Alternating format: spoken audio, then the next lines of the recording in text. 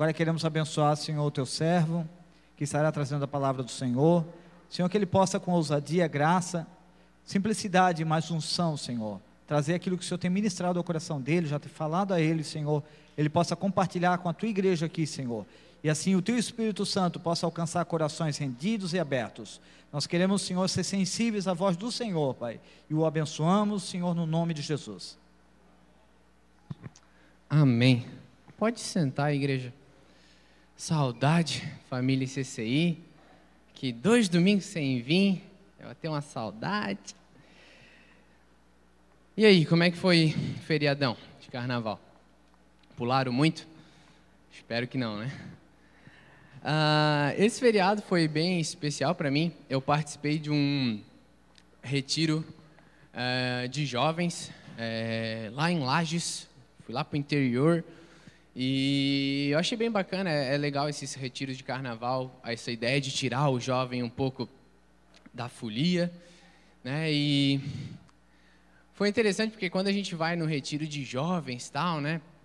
Eu já fui todo mal intencionado, fui lá, vou conhecer garotas, conhecer garotos, por que não, mas garotas. E é legal que quando, por mais mal intencionado que a gente vai, Deus te pega de jeito. E na primeira noite que eu estava lá, veio um tal de Carlos Marim. Nunca ouvi falar do cara, não sabia quem era o preletor principal do acampa, do retiro. E a primeira palavra dele foi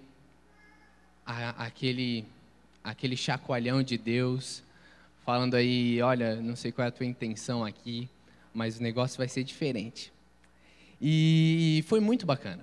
Eu me senti constrangido assim com o amor do pessoal, o pessoal trabalhando assim com bastante carinho com a gente. E esse tal de Carlos Marim, que é lá de Portland, nos Estados Unidos, trouxe uma palavra assim que foi bem direcionada.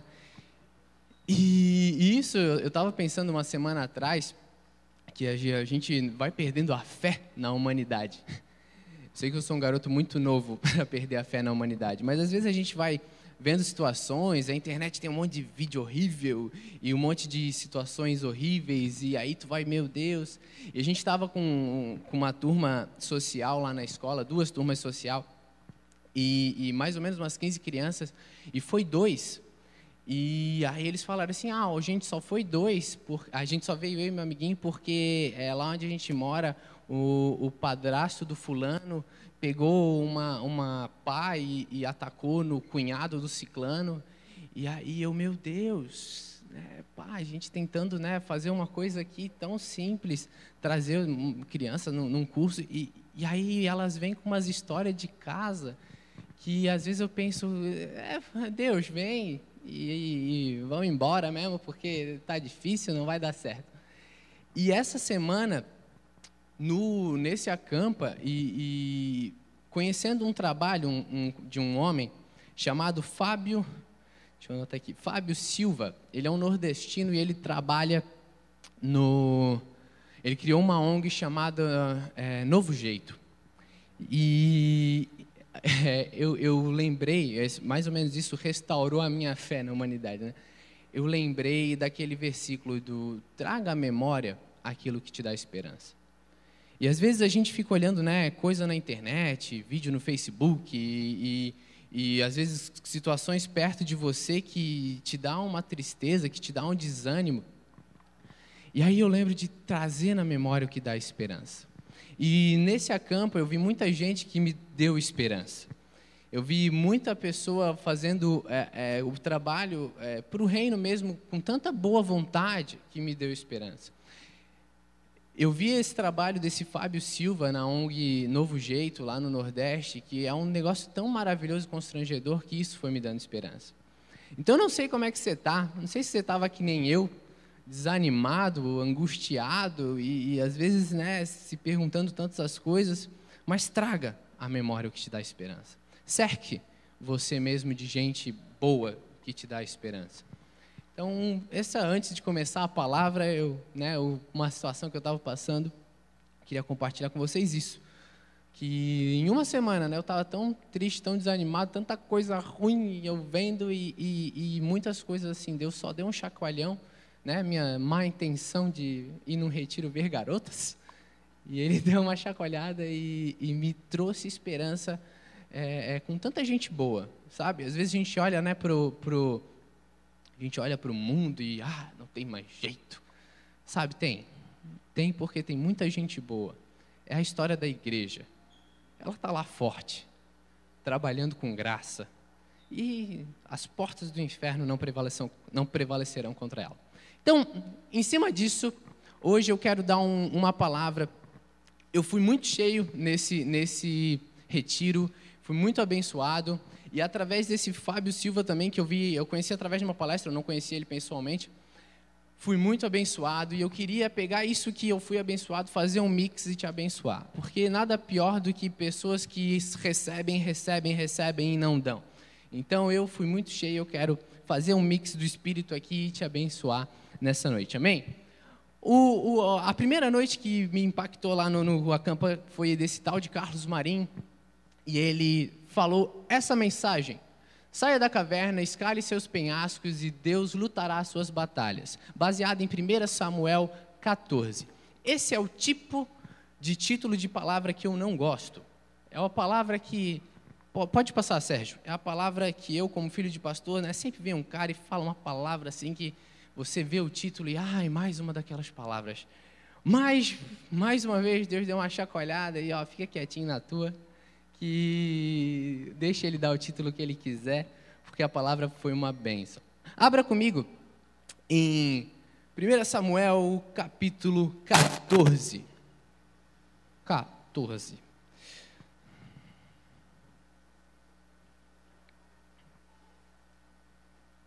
Amém?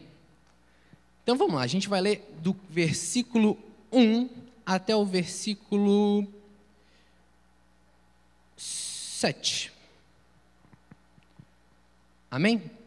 Sucedeu, pois, um dia que Jonatas, filho de Saul, disse ao seu escudeiro: vem, passamos a guarnição dos filisteus, que está no outro lado. Mas não fez saber o seu pai. Ora, Saul estava na extremidade de Gibeá, debaixo da romeira que havia em Migron, e o povo que estava com ele era cerca de 600 homens. E Aíja, filho de Aitube, irmão de Cabô, filho de Finéias, filho de Eli, sacerdote do Senhor em Siló, trazia o éfode, e o povo não sabia que Jonatas tinha ido. Ora, entre os desfiladeiros pelos quais Jonatas procurava chegar à guarnição dos filisteus, havia um penhasco de um e de outro lado. O nome de um era Bozés e o nome de outro Sené. Um deles estava para o norte, de fronte Micamás, e o outro para o sul, de fronte de Gibeá. Disse, pois, Jonatas ao seu escudeiro: vem e passemos a guarnição destes incircuncisos. Porventura operará o Senhor por nós, porque para o Senhor nenhum impedimento há de livrar com muitos ou com poucos. Ao que o seu escudeiro lhe respondeu: faze tudo o que te aprouver, segue e eis-me aqui contigo para o que quiseres. Amém? Então a primeira pergunta da noite é: qual é a sua situação? A situação aqui, para a gente contextualizar, é a seguinte: estava o povo de Israel, o povo de Deus, contra os filisteus, na boa e velha guerra Israel-Filisteu. E aí o povo estava lá, acuado. 600 homens com o rei Saul, ali afastados, debaixo lá dessa árvore, tranquilo, distante, mas acuados com medo. Mais um monte de homens escondidos em cavernas.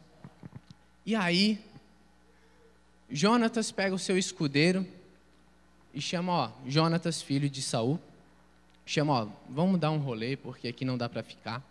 Vamos ver lá, vamos lá para cima desses caras e vamos ver o que está acontecendo. E aí o escudeiro, pago para isso, né? O escudeiro falou: não, se tu quer ir, a gente vai.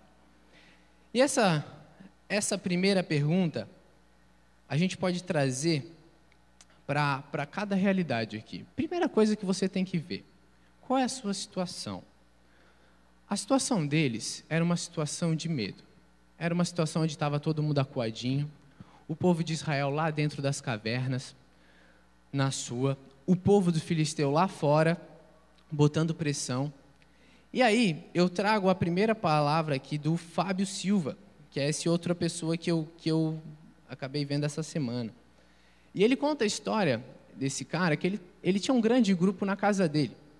Ele tinha um grupo, mais ou menos um grupo caseiro em casa. E ele morava num condomínio.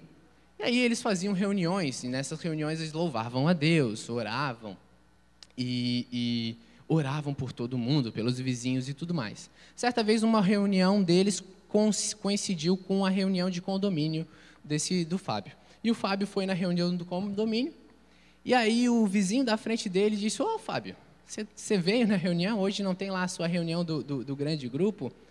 Ele falou: amigo, eu realmente tenho a minha reunião lá, mas né, eu não podia deixar de faltar a reunião de condomínio. Você conhece lá, sei da nossa reunião? Não sei. Vocês fazem a maior festa. Vocês cantam umas músicas lá que ninguém entende. Vocês oram por todo mundo, inclusive pela minha vida. Conheço sim lá a reunião de vocês. Poxa, que bacana, vizinho, o Fábio falou. Então, por que você não se junta a nós um dia desses? E aí o cara disse: Ave Maria, mas nunca. Ele falou: nunca que eu vou me juntar à reunião de vocês. Aí a primeira coisa, foi o Ave Maria, que tu já fica meio assim. Mas a segunda coisa, ele perguntou: mas por que você não, nunca? E aí ele falou: querido, Fábio, vocês vivem num cubículo de vocês. Vocês vão lá, cantam, fazem tudo, fazem uma festa, vocês oram por todo mundo, levam um monte de comida. E aí, no final, vocês vão embora. Eu só quero falar duas coisas. Ele comenta assim: eu só quero falar duas coisas para você, Fábio. E é engraçado, porque quando alguém diz para ti: eu só quero falar para ti duas coisas, é porque está feio. Essas duas coisas que o cara vai falar serve por um texto, Quando fala eu só quero te falar uma coisa, irmão. Aí diz: não diz, irmão, nem fala então. Se quer falar só uma coisa, para que falar? E aí o cara disse: eu só quero te falar duas coisas. Quando vocês vão lá, fazem as reuniões de vocês e tudo mais, vocês pegam as comidas e aí vocês vão embora, e vocês nunca dão comida para o porteiro. Nunca. E aí, pá! Primeira facada, Pá, a gente nunca dá comida para o porteiro, é verdade. Crente gosta de comer, no final a gente raspa o prato de cada um e cada um leva um monte para casa. Mas eles não davam comida para o porteiro. Ele falou: e a segunda coisa, Fábio, quando vocês vêm aqui, vocês pegam o carro, estacionam em cima da calçada, botam no meio da rua, atrapalha a vida de todo mundo. Vira um caos, cada reunião que vocês fazem. E aí o Fábio engoliu em seco e: ok, irmão. E aí, ok, irmão, não era irmão, ele: ok. E aí depois o Fábio volta, aquele horário estava acontecendo a reunião, ele chega na própria casa, era a casa dele, e ele manda todo mundo embora. Ele diz: olha, vai todo mundo embora. Não, mas Fábio, nós estamos comendo cachorro quente. Pega o cachorro quente e sai. Porque não está certo. E aí o pessoal: meu Deus, também o Fábio pirou a cabeça. A gente estava aqui confraternizando, louvando a Deus, e ele foi. E foi todo mundo expulso da casa dele, que ele era o líder do grupo. Essa era a situação do Fábio. Ele estava com um grupo caseiro na casa dele, um grande grupo, há um tempo, louvando a Deus, orando pelo vizinho. Mas o vizinho, uma hora, confrontou ele, questionando o simples fato de ele viverem naquele mundinho de reunião e não dar a comida que sobrava para o porteiro e simplesmente fazer a maior bagunça toda vez que estacionava. Então, a primeira pergunta da noite é essa: qual é a nossa situação? A situação aqui do povo filisteu era uma situação de medo, uma situação que estava todo mundo na caverna, estava todo mundo, cada um na sua, e aí o rei lá de boa e tal. E a pergunta é essa: qual é a sua situação? Pode passar. Sorry. Sai da caverna, escolha o seu time. Você pode ficar na caverna ou você pode sair e mudar todo o cenário. Aí aqui o tal lá do Carlos Marim, depois você pode pesquisar ele, eu acho que ele tem Face e tudo mais. Saia da caverna. Aqui a gente começa a entrar no Jonatas. O Jonatas estava lá com o povo, com Saul, mas ele não estava mais aguentando. Ele chegou e disse: quer saber? Assim não dá, não vou ficar aqui não. Chamou o escudeiro, partiu. Vamos nessa, escudeiro, que ficar aqui paradinho com a galera não vai mais funcionar. Aqui é a nossa segunda escolha. Qual é o seu time? Quem estava na caverna, irmão? Só para você ler, não precisa ler agora, mas se você puder ler o capítulo 14 todo, é um capítulo muito bonito. Inclusive, lá na frente, a gente nem vai entrar nisso, mas tem uma situação muito legal com o Jonatas e o seu pai e tudo mais.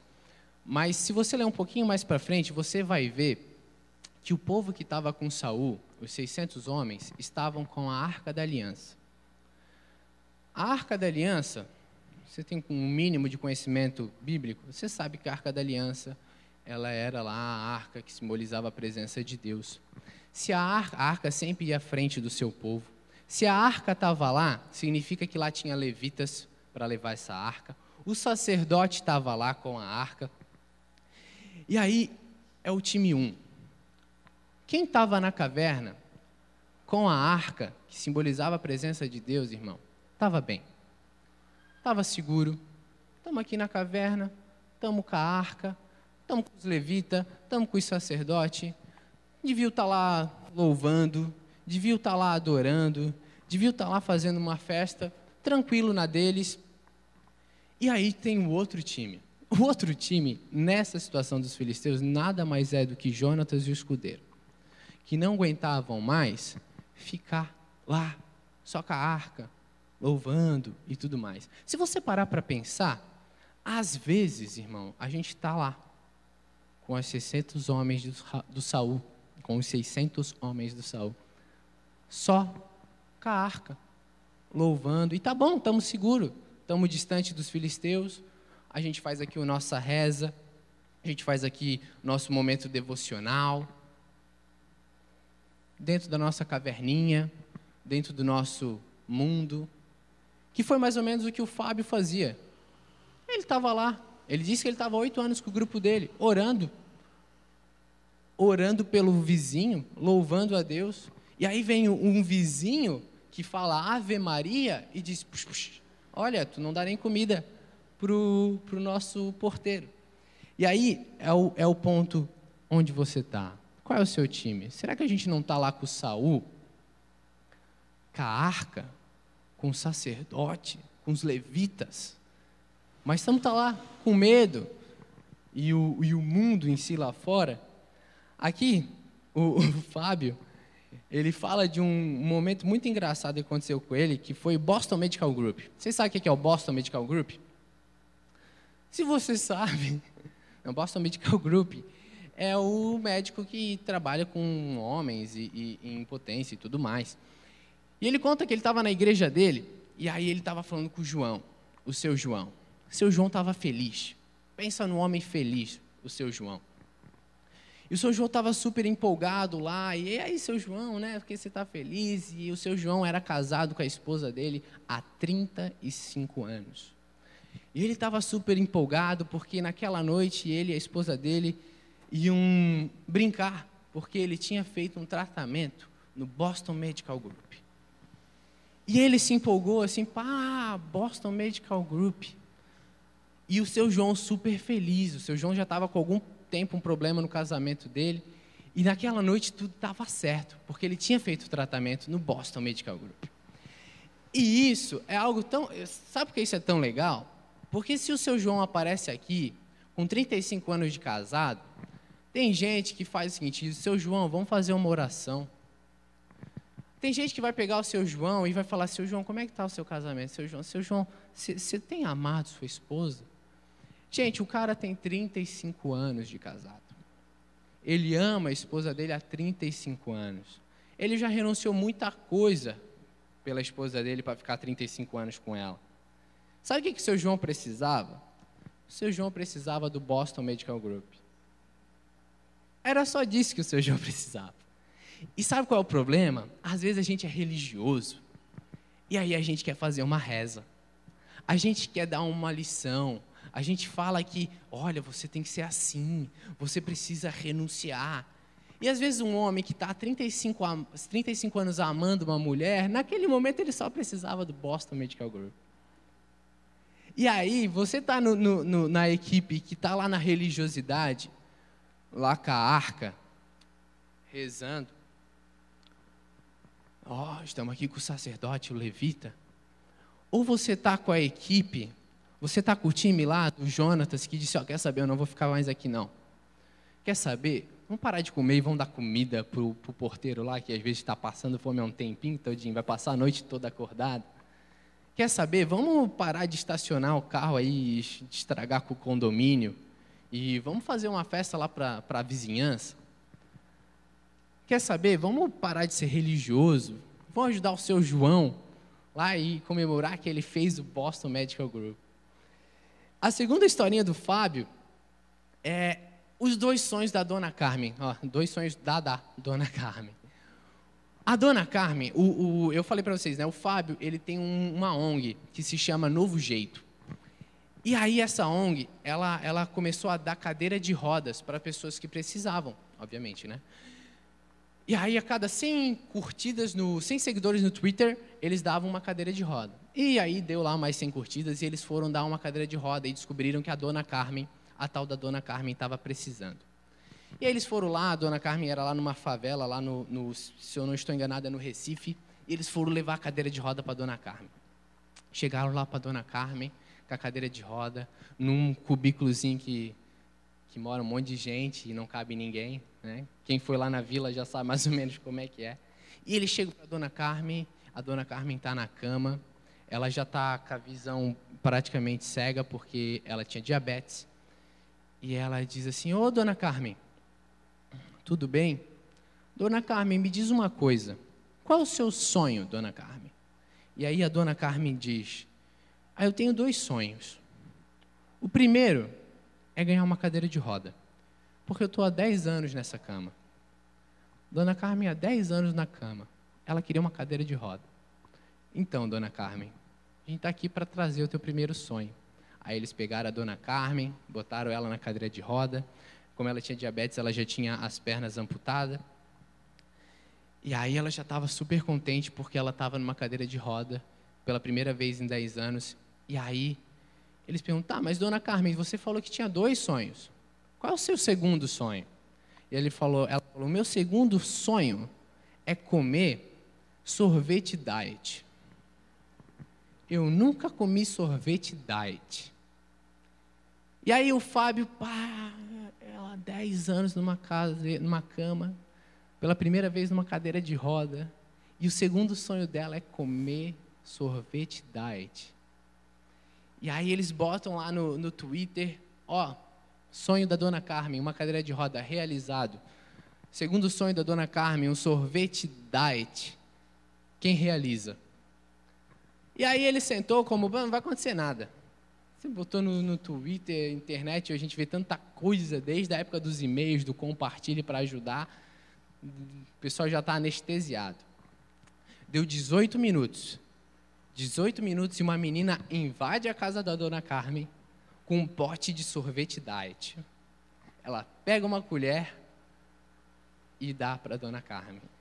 A Dona Carmen, pela primeira vez, come um sorvete diet e ela diz, o reino do bem chegou nessa casa. Sorvete diet e uma cadeira de roda. E aí, às vezes, a gente está lá, junto com Saul, com a arca, rezando. No nosso mundo, na nossa caverna. E aí o Fábio, esse cara, ele é bem bacana porque ele viaja, né? Eu gosto de gente que viaja porque eu viajo. A minha mente vai longe. E aí ele começou a viajar lá no fantástico mundo de Bob. E aí ele começa a dizer assim, imagina essa menina que chegou em 18 minutos naquela casa. Imagina essa menina, o que aconteceu? Aí você começa a imaginar, essa menina, ela foi lá, estava no seu celular, hoje em dia todo mundo anda, é um perigo, né? Tu vê gente andando de bicicleta com a cabeça baixa no celular. Tem gente que perdeu a noção. E está todo mundo lá, no celular, de repente ela vê um Twitter, olha, Dona Carmen tem um sonho, ela quer um sorvete diet. E ela está no busão.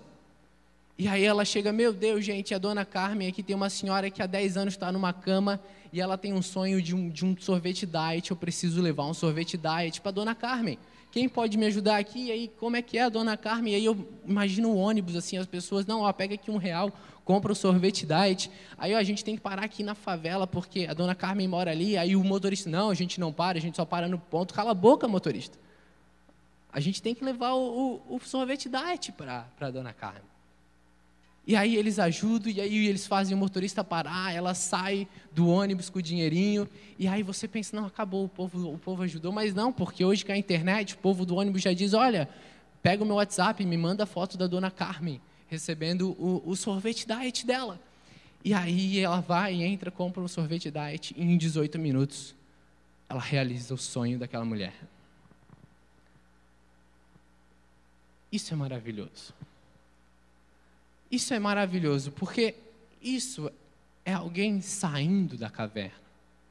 É alguém saindo do mundinho dele. E olha, quer saber? Eu vou realizar o sonho dela. Quer saber? Não importa, né? Não importa se a gente vai fazer um trabalho social e o pessoal quase se mata na nossa frente. Não importa, eu vou fazer o trabalho social. Eu vou continuar ajudando. Saindo da caverna, sai da caverna, sai lá da sua reunião na casa, que simplesmente está bagunçando o condomínio e às vezes a gente não percebe. Amém? Próximo.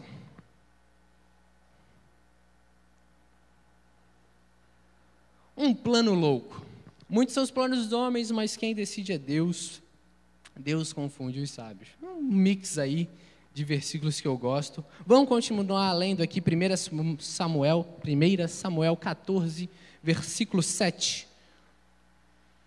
Até o 14. Então vamos lá, continuando.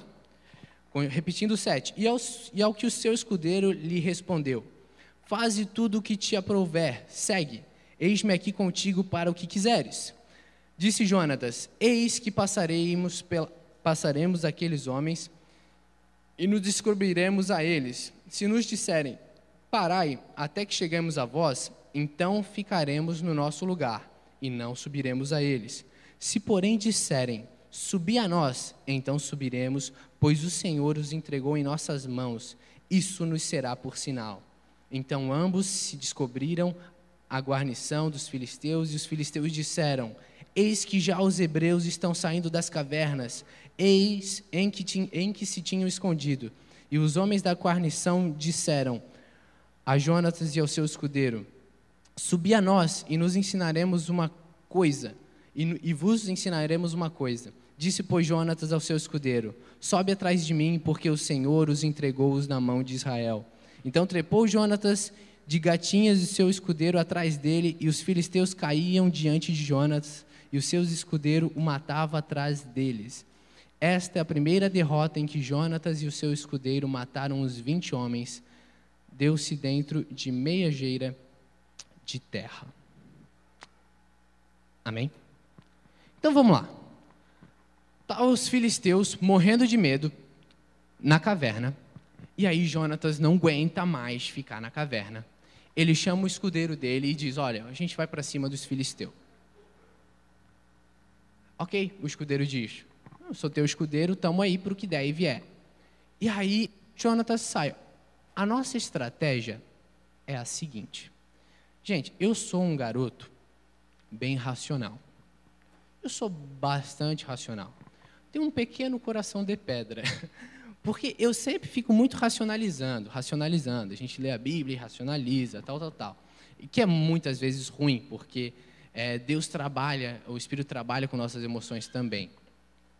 Mas a gente vai sempre racionalizando, a gente sempre tem uma estratégia e toda vez que a gente vai fazer alguma coisa, a gente pensa nos poréns, a gente pensa nas possibilidades, a gente vai indo de coisa em coisa, a gente vai pensando, não, vamos fazer assim, não, vamos fazer assado, e você vai fazendo suas estratégias. Eu cancelei ali a minha faculdade, mas quando a gente estava lá, a gente sempre pensava, a gente sempre tinha opções, assim, não, como é que se faz isso? E aí os caras vão lá e dão um monte de teoria, e os caras falam um monte de coisa, E a gente vai aprender tanta coisa, até que a gente percebe que algumas coisas são tão inúteis na vida real, que aí a gente, olha, quer saber? Isso aí não vai dar certo para mim. Existem pessoas que a faculdade é fundamental, mas para mim não dava certo. É que nem, eu me lembra muito, como eu sou racional, me lembra muito física. Eu gostava de física, na escola, né? No fundamental, no médio. Por que eu gostava de física? Eu gostava da ideia do, vamos calcular, jogar uma pedra para cima, ou jogar um papel para cima, e aí pegar o papel de volta, a altura, o tempo que ele... Eu achava, isso é tão legal, isso é tão prático, olha só, vamos ver um papel, como é que faz? Como é que a pedra sobe, como é que a pedra desce? Só que tinha umas coisas na escola que eram simples e que estragava a brincadeira. Por exemplo, na física, quando você faz um cálculo, existem duas coisas que estragam a brincadeira. A primeira é, a pedra é o peso tal, você joga com tanta força, newtons e blá, blá, blá, mas arredonde a gravidade para 10. A gravidade não é 10. A força da gravidade é 9 ponto blá, blá, blá, blá, blá. E a gente sempre arredondava para 10, o que facilitava a conta um monte. E a segunda coisa que eles sempre falavam é, desconsidere a resistência do ar. Sabe o que isso significa? Que toda conta que a gente fez no ensino médio, de física, no mundo real, não se aplica. Porque no mundo real, a gente tem ar. No mundo real, a gravidade não é 10. Então você fazia aquelas contas, mas na realidade, no mundo real, não funcionava.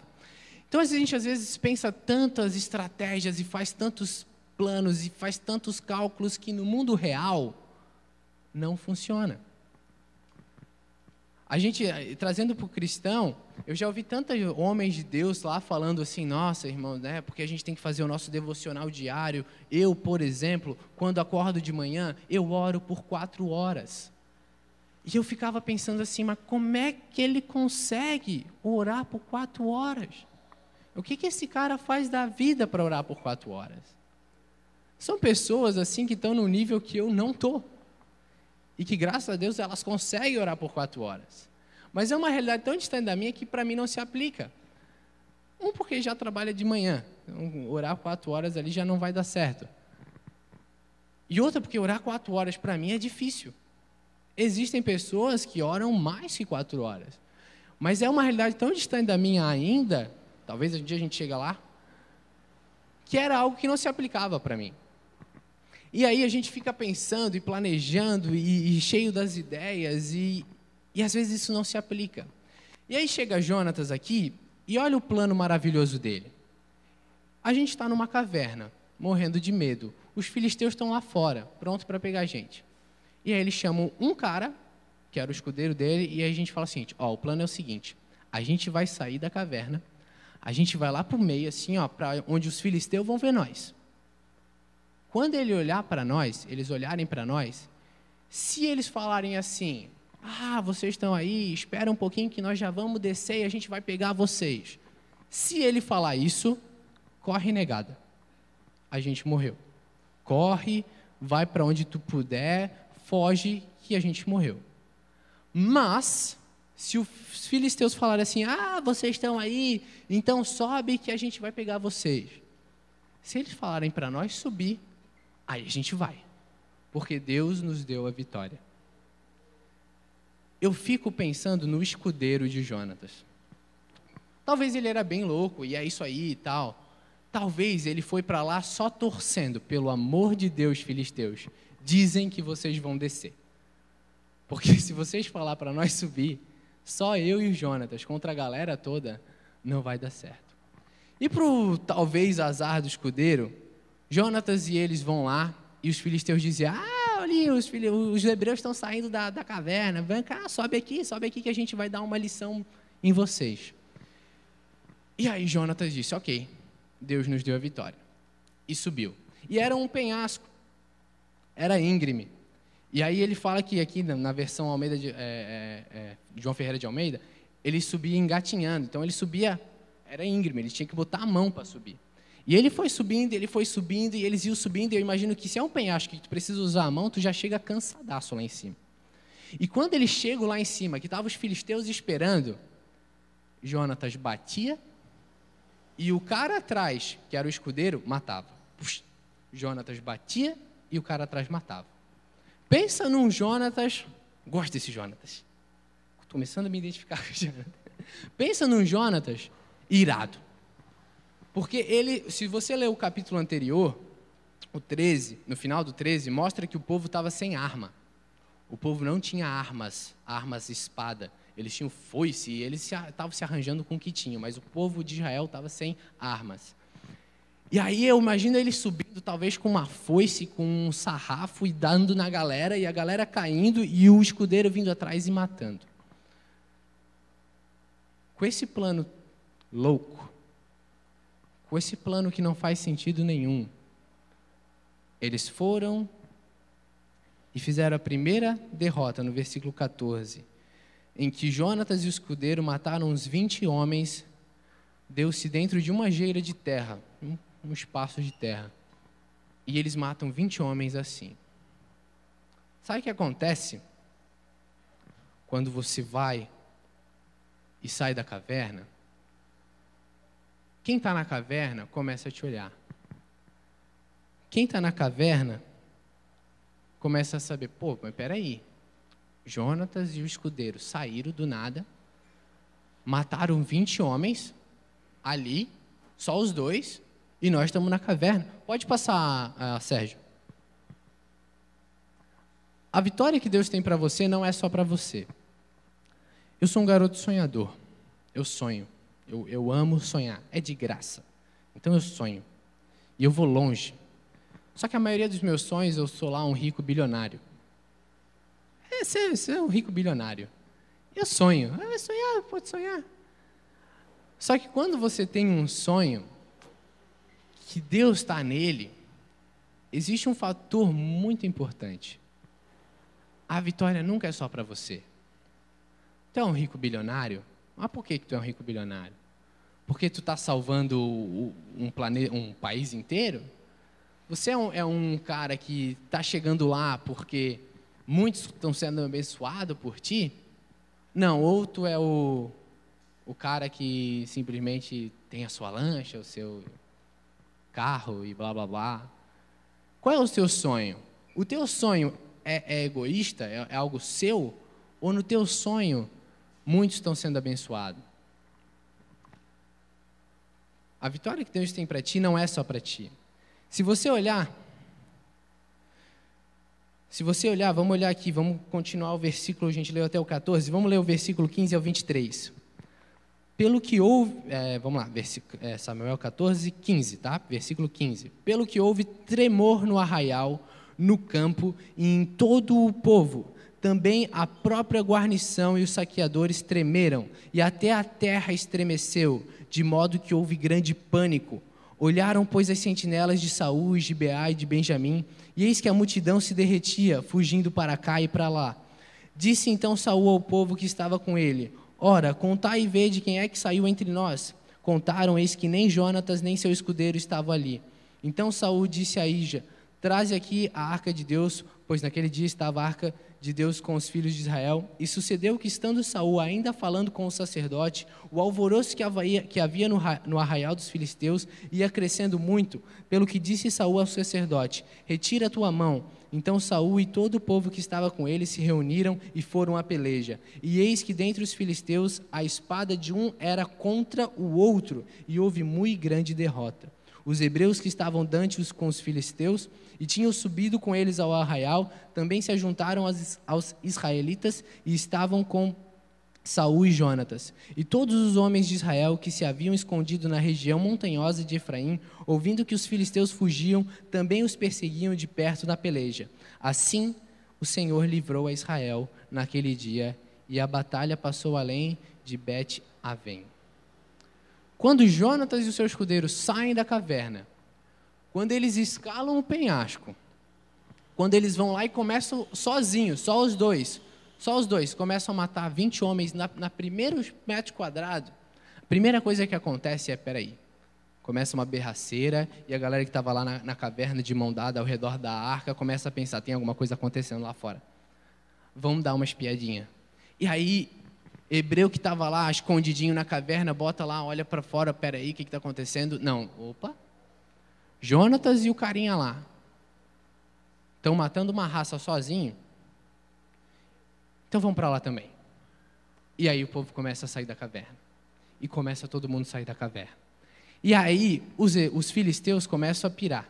Eles dizem, meu Deus, Jonatas e o carinha já mataram uma raça, imagina nós. E aí um começa a correr, e é engraçado que a Bíblia mostra que eles pareciam barata tonta, a ponto de um filisteu matar um filisteu. É legal que se pega as batalhas de Israel, normalmente o inimigo se mata. Sempre assim. Deus vai lá, bota um espírito de confusão, eles se matam tudo. 2 caras saíram da caverna. Só 2. Depois que 2 caras saíram da caverna, todo mundo saiu. E aquele dia foi uma grande vitória de Israel. A ponto de todo mundo que estava escondido em cavernas, a ponto de todo mundo que estava na redondeza, hebreu, Israel, foi atrás. E os filisteus iam fugindo, eles iam atrás. Só porque 2 homens saíram da caverna. E a pergunta que a gente vai continuando é, qual é a caverna que você está? Qual é a caverna que você tem que sair? O Fábio estava lá numa caverna, no grupinho dele, ao redor lá do que ele chamava de arca, fazendo o que aos olhos de muito era bom. Mas a grande verdade é que ele estava lá, na zona de conforto, que é um lugar melhor do que uma caverna, seguro. A arca estava lá, os levitas faziam um sonzinho, não que os levitas na época fizessem som, mas hoje em dia estaria lá os levitas fazendo um som ao redor de uma fogueira, o rei ali, todo mundo seguro. Aqui o inimigo não ataca, é uma caverna, a gente se organiza na ponta. Podia ficar na caverna pro resto da vida. Mas alguém não queria. Podia fazer o grupinho de oração na casa do Fábio pro resto da vida. Gente, pelo amor de Deus, grupo de oração é uma bênção. Façam. Se você não tem, façam na sua casa. Mas faça com sabedoria. Faça levando comida para o porteiro. Faça sem atrapalhar o condomínio que tu vive. A gente aqui tem um temor muito grande para não passar do horário. Porque se a gente for sincero, a gente pode fazer o que a gente quiser aqui, pode louvar e não sei o quê, mas se a gente passar do horário e ficar incomodando o vizinho, não vale nada. É egoísmo. Ah, mas eu adoro o Senhor berrando, tal. Tá, mas aí, e o vizinho? Tu adora o teu Deus atrapalhando o teu vizinho? Se tu não consegue amar o teu vizinho que está ali, como é que tu adora o teu Deus? Por isso que a gente tem esse temor de não passar das 10 horas. Por isso que o culto é às 7h30. 2 homens saem da caverna. E todo Israel vence. Assim como esse Fábio aí, que eu gostei demais desse cara. Qual é a caverna que você está? Será que era aquela menina que estava no mundo dela, curtindo foto, e de repente vê, olha, a dona Carmen precisa de um sorvete diet? Será que é sua zona de conforto, o seu mundinho? Qual é a sua caverna? Pode passar, Sérgio. Sai da caverna, escale seu penhasco, que Deus vai lutar as suas batalhas. Eu gosto muito do tema, né? Eu falei isso, o tema de palavra sempre dá escale sua caverna, lá vem o cara falar mais alguma coisinha. Mas eu gostei, sabe por quê? Porque a gente sempre fala assim, ó, Deus faz não sei o quê, Deus me ajuda não sei o que lá, Deus não sei o que lá. O povo que estava na caverna estava com a presença de Deus em arca, né? Religiosamente falando, na arca. Eles estavam lá.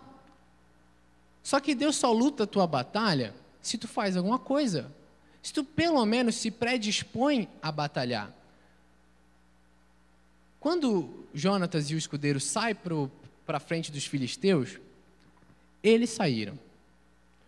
Quando Jonatas e os filisteus escalam o penhasco, eles escalaram. Mas quando Jonatas, perdão, estou falando de Jonatas e os filisteus, né? Quando Jonatas e o seu escudeiro. Quando Jonatas e escudeiro sai? Eles saíram. Quando eles escalam, eles estão escalando. Mas quando Jonatas e o seu escudeiro começam a matar 20 homens do nada, aí não era mais eles. Aí a gente tinha o sobrenatural de Deus acontecendo. Aí Deus estava lutando a batalha deles. Um cara que se predispõe a dizer, olha, se ele falar assim, ó, vem, sobe aí o morro e vem de mano, um monte de gente, ele tem que estar muito louco. Ele tem que estar muito assim, olha, se Deus der a vitória, Ele vai dar a vitória. E às vezes a gente está tão na nossa comfort zone lá, tão na nossa caverna, que a gente não pensa na hipótese de sair. Escalar um penhasco. Escalar penhasco não é fácil. Sair da zona de conforto não é fácil. Mas quando tu tiver a luta lá em cima, aí não se preocupa. Porque Deus já te deu a vitória. Então nessa noite, não queria enrolar. Eu queria só mexer um pouquinho, até para vocês focarem no que a gente está falando. Tanto nos exemplos do Fábio, quanto na palavra desse Carlos Marim, que mexeu tanto comigo lá, que às vezes, né, tão mal intencionado fui, e tão abençoado e misericordioso Deus foi comigo. Que a gente entenda qual é a nossa caverna. Não sei qual é a sua. Zona de conforto é uma grande caverna. Deus só vai lutar as tuas batalhas no dia que a gente sair dela, sair dessa caverna, escalar esse penhasco. Se predispõe. Diz aí, Deus, eis-me aqui. Faz como a menina que viu a dona Carmen precisar e foi lá e levou. Vamos fazer o nosso grupo de oração lembrando desse próximo. Lembrando de quem está precisando. Queria que o louvor viesse aqui. Sr. Pastor Carlos.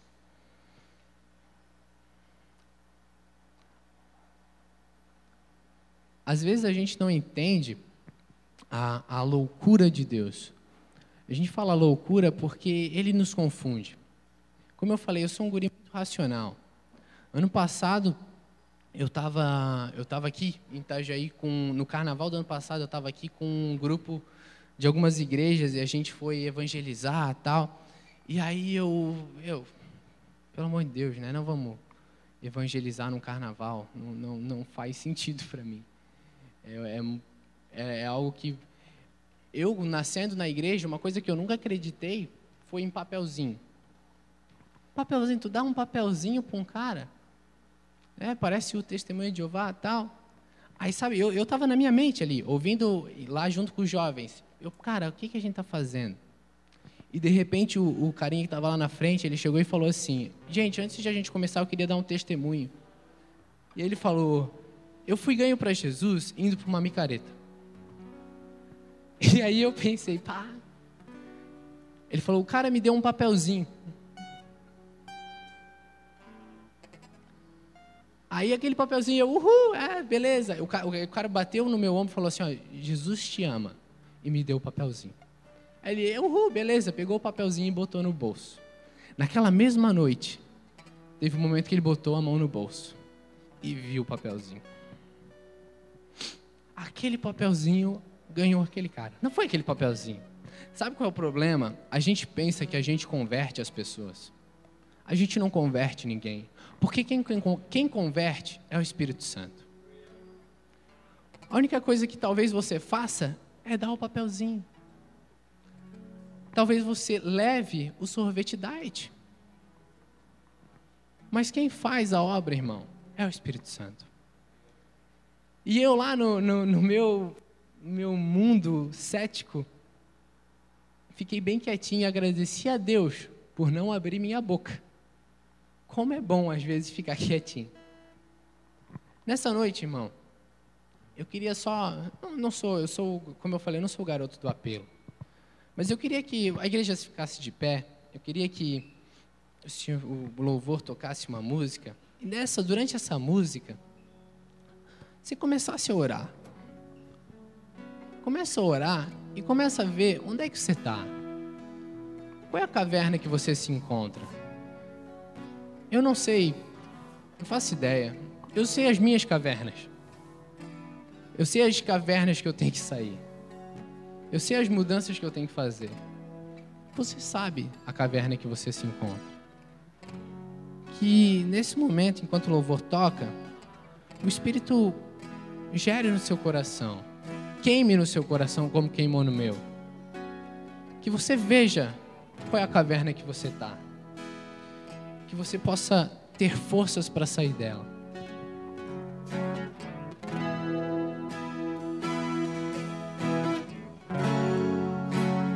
Sai de tua tenda, ó filho meu, te mostrarei as estrelas do céu. Sai de tua tenda, ó filho meu, te mostrarei